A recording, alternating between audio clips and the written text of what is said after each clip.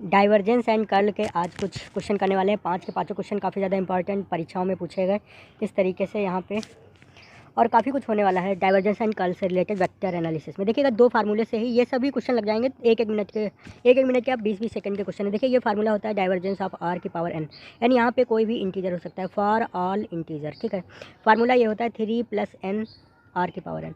लेकिन जब कर्ल किया जाता है इसी क्वान्टिटी का, तो यहाँ पे एन कितना भी हो, कोई भी इंटीजर हो, उसकी वैल्यू हमेशा 0 होती है।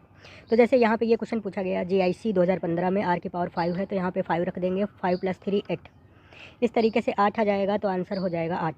ठीक है, इसके बाद में यहाँ पे इस वाले क्वेश्चन में पूछ रहा है कि ये 0 कब होगा, तो इस वाले फार्मूले में ही चेक करेंगे। ये 0 तब होगा, देखिए यहाँ पे इसको 0 बनाना, कोई 2 संख्याएं लिखी हों तो एक को 0 होना पड़ता है। इसको 0 बनाना बहुत ही असंभव काम है, n बराबर इन्फिनिटी होना चाहिए, लेकिन यहाँ पे n बराबर -3 पे ये 0 हो जाएगा पूरा।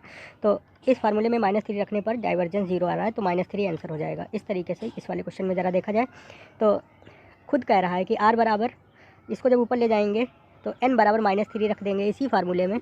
-3 रखते ही यहाँ पे ये 0 मिलेगा, तो इसकी वैल्यू यहाँ पे 0 क्लिक कर देंगे, डायरेक्ट हो जाएगा। सोलिनॉइडल मीन्स होता है डाइवर्जेंस। ठीक है, तो कह रहा है r की पावर n, r वेक्टर का डाइवर्जेंस क्या होगा, तो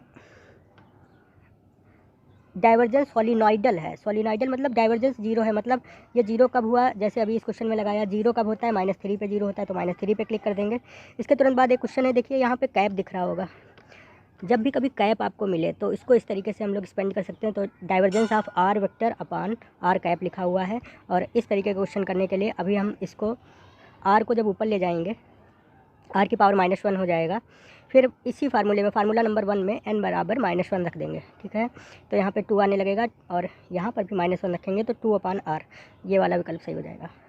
ये देखिए सब पूछे गए UP PGT, ये GIC प्रवक्ता 2015 में। और इसके बाद ये दोनों क्वेश्चन बहुत ही अच्छे हैं। देखिए यहाँ पे सिर्फ थोड़ा सा अंतर है, यहाँ पे कैप दिया हुआ है, इसमें वेक्टर लिखा हुआ है।